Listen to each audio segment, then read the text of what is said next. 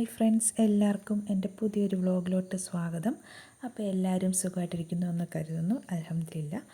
അപ്പോൾ ഞാനിന്നിവിടെ ചെയ്യാൻ പോകുന്നത് ചെമ്മീൻ തീയലാണ്. അപ്പോൾ അതിൽ കുറച്ച് വിശേഷങ്ങളും ഒക്കെ ആയിട്ട് നമുക്ക് ഇന്നത്തെ വീഡിയോ നമുക്ക് തുടങ്ങാം.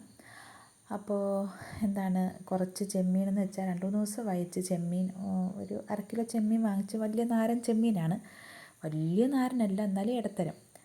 അപ്പോൾ അത് നല്ല ബിരിയാണിയൊക്കെ ആയതുകൊണ്ട് ചെമ്മീൻ എടുത്തതേ ഇല്ല. അപ്പം ഇന്നതെടുത്ത് വെള്ളത്തിലിട്ട്, അതിന് ഒരു ദിവസം കുറച്ച് എടുത്തൊരു കറി പോലെ വെച്ചിരുന്ന്, ബാക്കി എടുത്ത് ഞാൻ വെള്ളത്തിലിട്ട്.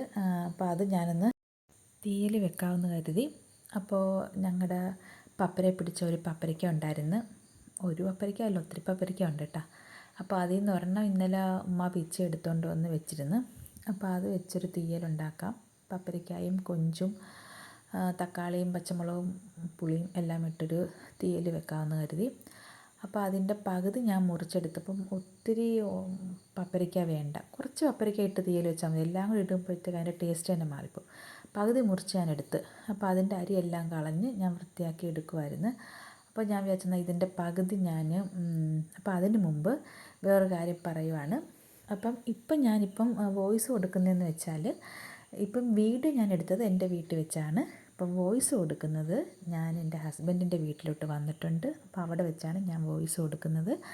അപ്പോൾ ഇൻഷാ അള്ളാ നാളത്തെ വീഡിയോയിൽ, ഈ വീഡിയോ അല്ല, അടുത്ത ദിവസത്തെ വീഡിയോ തൊട്ട് നമുക്ക് ഹസ്ബൻഡിൻ്റെ വീടാണ് കാണിക്കുന്നത്, വീട്ടിലെ കിച്ചണാണ് കാണിക്കുന്നത്. അപ്പോൾ ഞാൻ ആ പറയാൻ വന്നത്, പകുതി പപ്പരയ്ക്ക ഞാൻ മുറിച്ചെടുത്തങ്ങ് മാറ്റി വെച്ചത് ഇവിടെ ഹസ്ബൻഡിൻ്റെ വീട്ടിലോട്ട് കൊണ്ടുവരാൻ വേണ്ടിയാണ്. ഇവിടെ പപ്പരയ്ക്ക ഒന്നും പിടിക്കത്തൊന്നുമില്ല കേട്ടോ. ഇവിടെ ഒരു സാധനവും നമ്മൾ വെച്ച് പിടിപ്പിച്ചാലൊന്നും പിടിക്കത്തില്ല. എല്ലാം അങ്ങ് അളിഞ്ഞു പോകും. എന്നുവെച്ചാൽ വെള്ളം കെട്ടിക്കിടക്കുന്ന ഒരു പുരയിടമാണ്. അപ്പോൾ ഒരു സാധനം പോലും നമുക്ക് വെച്ചാൽ കിളിക്കത്തില്ല. പക്ഷേ പുല്ല് മാത്രം വെച്ചില്ലേലും അങ്ങ് കിളിച്ചോളും. അതെങ്ങനെയാണെന്ന് എനിക്ക് അറിഞ്ഞൂടാ. നമ്മൾ വെക്കുന്ന സാധനമൊന്നും പിടിക്കത്തില്ല, പക്ഷേ ഇഷ്ടത്തിനും പുല്ല് പിടിച്ചോളും. നമ്മൾ പിന്നെ മാസം മാസം ആൾക്കാർ നിർത്തി പുല്ല് വൃത്തിയാക്കിക്കേണ്ട ഒരു അവസ്ഥയാണ്. അപ്പോൾ ഞാൻ തേങ്ങാപ്പീര ഫ്രൈ പാൻ വെച്ച് അടുപ്പയിൽ വെച്ചിട്ട് തേങ്ങാപ്പീര ഇട്ട് കൊടുത്തു. നന്നായിട്ട് വറുത്തെടുക്കുകയാണ്. അതിനകത്തോട്ട് നമ്മൾ കൊച്ചുള്ളി ഇട്ട് കൊടുത്തു, ഇച്ചിരി ഇഞ്ചി ഇട്ട് കൊടുത്തു. പിന്നെ നന്നായിട്ട് വറുത്ത് വന്നതിന് ശേഷം മുളക് പൊടി, മല്ലിപ്പൊടി ഒരു 2-3 ടീസ്പൂൺ ഇട്ട് കൊടുത്തു. മഞ്ഞൾപ്പൊടി ഒരു 1/2 ടീസ്പൂൺ ഇട്ട് കൊടുത്തു. പിന്നെ മുളക് പൊടി 1 ടീസ്പൂൺ. പിന്നെ വേണമെങ്കിൽ ആവശ്യത്തിന് കറിക്കകത്ത് നമുക്ക് ഇട്ട് കൊടുക്കാം. ഞാനിപ്പോൾ 1 ടീസ്പൂണേ മുളക് പൊടി ഇട്ട് കൊടുത്തിട്ടുള്ളൂ. പിന്നെ കുരുമുളക് പൊടി ഇച്ചിരി ഒരു 2 ടീസ്പൂണോളം കുരുമുളക് പൊടി ഇട്ട് കൊടുത്തിട്ടുണ്ട്. ഇത്രയൊക്കെ ഉള്ളൂ. നന്നായിട്ട് വറുത്തെടുക്കുക. അപ്പം ഞാനത് വറുത്തെല്ലാം ഞാൻ മാറ്റി വെച്ചു. അപ്പോൾ ഇനി അത് ആറിയാലല്ലേ നമുക്ക് മിക്സിയിൽ അടിക്കാനൊക്കത്തുള്ളൂ. അപ്പം ഞാൻ കൊഞ്ച് ഇവിടെ വൃത്തിയാക്കുമായിരുന്നു, ചെമ്മീൻ വൃത്തിയാക്കുമായിരുന്നു. അപ്പോഴേക്കും നമ്മൾ പപ്പരയ്ക്ക എല്ലാം അരിഞ്ഞ് വെച്ചായിരുന്നല്ലോ. അപ്പോൾ അത് നന്നായിട്ട് കഴുകി വൃത്തിയാക്കി നമ്മൾ ചട്ടിയിലോട്ട് ഇട്ട് കൊടുക്കുന്നുണ്ട്. ഈ പച്ച പപ്പരയ്ക്ക ആയതുകൊണ്ട് ഒരുമാതിരി കറയാണ് നമ്മുടെ കയ്യിലൊക്കെ. അപ്പോൾ പിന്നെ മിഴുമിഴുപ്പും ഉണ്ട് അല്ലേ. അപ്പം ഒരു തക്കാളി ഞാൻ അരിഞ്ഞതിനകത്തോട്ട് ഇട്ട് കൊടുക്കുന്നുണ്ട്. പിന്നെ 3-4 പച്ചമുളകും ഞാൻ കീറിയിട്ട് കൊടുക്കുന്നുണ്ട്. ഇപ്പം ഞാനിപ്പം എൻ്റെ ഹസ്ബൻഡിൻ്റെ വീട്ടിൽ ആണല്ലോ ഇപ്പം ഞാൻ നിൽക്കുന്നത്, ഞാൻ വന്നേക്കുന്നത്. അപ്പം വീട്ടിൽ നിന്ന് ഇറങ്ങിയപ്പോൾ ഉമ്മായിക്ക് ഭയങ്കര വിഷമമായിരുന്നു. ഇപ്പോൾ ഇപ്പോൾ 4-5 മാസം കൊണ്ട് ഇപ്പം വീട്ടിൽ നിൽക്കുവാണേ. അപ്പോൾ അവിടെ നിന്ന് ഇങ്ങോട്ട് വന്നപ്പോഴത്തേക്ക് ഭയങ്കര ഒരു വിഷമം. ഉമ്മായിക്ക് വയ്യാഴികയൊക്കെ ആയിരുന്നു. അപ്പോൾ അങ്ങനെ ചികിത്സയൊക്കെ കഴിഞ്ഞൊക്കെ ഇങ്ങനെ ഇരിക്കുമായിരുന്നു, റെസ്റ്റിലിരിക്കുമായിരുന്നു. അപ്പം ഞങ്ങൾ പെട്ടെന്ന് ഇങ്ങോട്ട് വന്നപ്പോഴത്തേക്ക് ഉമ്മായിക്ക് ഭയങ്കര വിഷമം പോലെ, പോകണ്ട അങ്ങനെ ഇങ്ങനെ എന്നൊക്കെ പറഞ്ഞ് കുറേയൊക്കെ പറഞ്ഞ്. അപ്പോൾ എൻ്റെ ഒരു ബ്രദറിൻ്റെ കല്യാണം വരും. അപ്പോൾ ആ കല്യാണം എല്ലാം കഴിഞ്ഞിട്ട് പോകാം, ഇപ്പോൾ തൽക്കാലം ഇവിടെ നിൽക്കുന്നൊക്കെ പറഞ്ഞ്. പക്ഷേ ഞാനങ്ങ് ഇങ്ങോട്ട് വരുമായിരുന്നു. ഇല്ല, എനിക്ക് അപ്പോൾ തൽക്കാലം പോയിട്ട് വരാമെന്നൊക്കെ പറഞ്ഞ് ഞാനിങ്ങോട്ട് വരുമായിരുന്നു. അപ്പോൾ പിന്നെ ഇവിടെ ഇച്ചിരി വർക്കുണ്ടായിരുന്നു, അകത്തെ കുറച്ച് വർക്കുണ്ടായിരുന്നു, വയറിങ്ങിൻ്റെയൊക്കെ വർക്കുണ്ടായിരുന്നു. അപ്പോൾ അതെല്ലാം കഴിഞ്ഞപ്പോഴത്തേക്ക് ഇഷ്ടത്തിനും ഒത്തിരി പൊടി, പെരയ്ക്കകത്ത് മൊത്തവും പൊടിയായിരുന്നു. അപ്പോൾ അതെല്ലാം കൂടെ തൂത്ത് വൃത്തിയാക്കിയെങ്കിലും ഇപ്പം ഞാനിവിടെ വന്നിരിക്കുമ്പോഴും എനിക്ക് നല്ല പൊടിമണം, ആ ഒരു സ്മെല്ല് എനിക്കും അനുഭവപ്പെടുന്നുണ്ട്. അപ്പോൾ ഞാൻ തീയലിൻ്റെ ഈ തേങ്ങാപ്പീര എല്ലാം കൂടെ വറുത്ത് വെച്ചിരുന്നല്ലോ, അതപ്പോൾ ആറിയിട്ടുണ്ട്. അത് ഞാൻ മിക്സിയുടെ ജാറിലോട്ട് ഇട്ട് കൊടുക്കുവാണ്. നന്നായിട്ട് പേസ്റ്റ് പരുവത്തിൽ നമുക്കിതൊന്ന് അരച്ചെടുക്കാം. പിന്നെ നമ്മൾ ഈ പറഞ്ഞ പോലെ പപ്പരക്കായും പച്ചമുളകും കുടംപുളിയും തക്കാളിയും എല്ലാം കൂടി ഇട്ട് അല്പം മഞ്ഞൾപ്പൊടി ഇട്ട് ഉപ്പും ഇട്ട് നമ്മളവിടെ വേവിക്കാൻ വെച്ചേപ്പുണ്ട്. അതൊരിച്ചിരി വെന്ത് കഴിയുമ്പോഴേക്കും നമുക്ക് ഈ അരപ്പങ്ങ് ഒഴിച്ചു കൊടുക്കാവുന്നതേ ഉള്ളൂ. പിന്നെ ഉമ്മ പറഞ്ഞ് കപ്പ എടുത്ത് പുരട്ടാമെന്നും പറഞ്ഞ് ഉമ്മ കപ്പയെല്ലാം ഉരിച്ച് എനിക്ക് തന്നിട്ടുണ്ടായിരുന്നു. അപ്പോൾ അത് ഞാൻ കഴുകി കുക്കറിലോട്ട് ഇടുന്നുണ്ട്. അപ്പം ദാണ്ടെ നമ്മുടെ പപ്പരക്കായും എല്ലാം കൂടെ നമ്മൾ തിളച്ച് വന്നിട്ടുണ്ട്. പക്ഷേ അതിനകത്ത് വേറൊരു സംഭവം ഇടാൻ മറന്നു പോയിട്ടാണ്.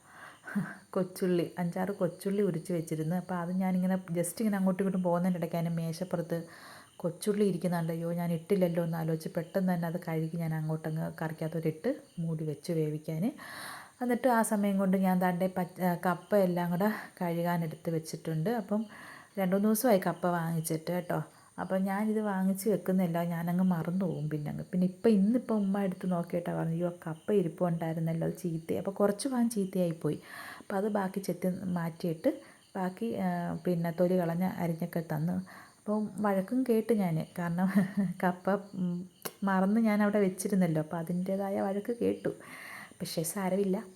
അപ്പോൾ അങ്ങനെ കപ്പ അരിഞ്ഞ് കുക്കറിനകത്തോട്ടിട്ട് വെള്ളം ഒഴിച്ച് ആവശ്യത്തിനുള്ള വെള്ളം, അപ്പം കപ്പയുടെ മേളിൽ നിൽക്കത്തക്ക രീതിയിലുള്ള വെള്ളം ഒഴിച്ച് സെറ്റാക്കിയിട്ട് മഞ്ഞൾപ്പൊടിയും ഒരു 1/2 ടീസ്പൂണോ 1/4 ടീസ്പൂണോ ഒരു സ്വല്പം മഞ്ഞൾപ്പൊടി ഇടുന്നത് ഏറ്റവും നല്ലതാണ്. ഈ കപ്പ, പയർ, ഇങ്ങനെയുള്ള പരിപ്പ് ഐറ്റംസ്, കടല, ഇതെല്ലാം നമ്മുടെ ഗ്യാസ് കയറാതിരിക്കാൻ വേണ്ടി ഏറ്റവും നല്ല സംഭവമാണ്. ഇച്ചിരി മഞ്ഞൾപ്പൊടി ഇട്ട് വേവിക്കുക.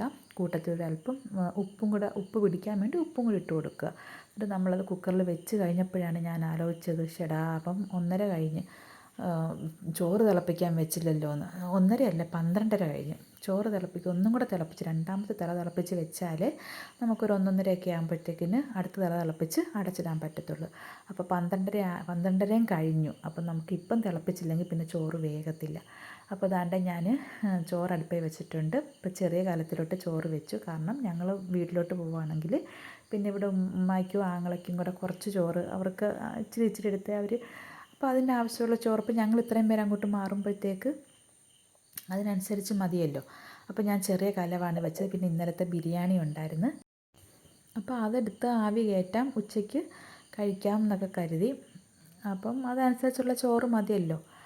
അങ്ങനെ തീയലിന് അരപ്പെല്ലാം ഞാൻ ഒഴിച്ചു കൊടുത്തു. ഇനി നന്നായിട്ട് തിളപ്പിച്ച്, ഒരുപാട് വെട്ടി തിളയ്ക്കണ്ട, എന്നാലും ഒരു പരുവം വരെയൊക്കെ തിളപ്പിച്ച് റെഡിയാക്കി എടുക്കാം. പിന്നെ മുളക് പൊടിയുടെ ഇച്ചിരി കുറവുണ്ടെന്ന് ഉമ്മ പറഞ്ഞ്, മുളക് പൊടി തീരെ ഇല്ലല്ലോ, മുളകിൻ്റെ കളറില്ലല്ലോ എന്ന് പറഞ്ഞു. അങ്ങനെ കുറച്ചും കൂടെ മുളക് പൊടി ഞാൻ ഇട്ട് കൊടുത്തിട്ടുണ്ട്.